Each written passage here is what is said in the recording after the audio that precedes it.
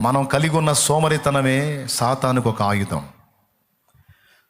దైవ స్వరం మనకు వినబడకుండా అడ్డగిస్తుంది ఈ సోమరితనం. మనము మన స్వరాన్ని దేవునికి వినబడకుండా అడ్డు నిలుస్తుంది సోమరితనం.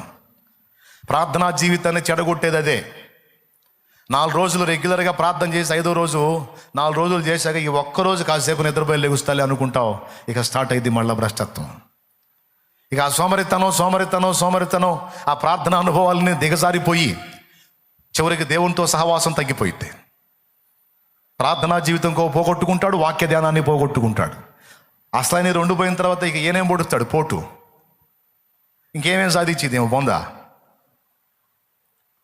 కానీ ఈ రెండింటిని అడ్డగించేది ఏంటి? బద్ధకం, నిద్రమత్తు, తిండిపోతుతనం, సోమరితనం. ఒక పూట ఉపవాసం ఉందాం, దేవుని సన్నిధిలో కాచుకుందాం అన్న అనుభవాలు గతంలో పోయినాయి, ఇప్పుడు లేవు. అదేంటంటే కొంచెం ఈ మధ్య బాగుంటలు లేదని వంకలు చెప్పుకొని ఉపవాసం ఎగ్గొట్టి అప్పనంగా తిని శరీరాన్ని క్రొవ్వబెట్టుకుంటున్న పరిస్థితికి వెళ్ళిపోతున్నాం. ఇంకెక్కడ చేయం. కాబట్టి సోమరితనం అనేది ఏముందిలే అనుకుంటున్నాం, కానీ కనబడకుండా పెద్ద దాడే చేస్తుంది మన మీద.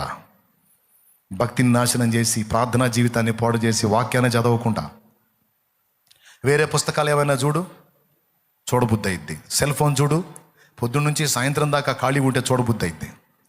కానీ బైబిల్ ముందేసుకో, ఒక్క అధ్యాయం చదివేసరికి 2-3 సార్లు కునికి అయిపోతే అప్పుడు సోమరితనం.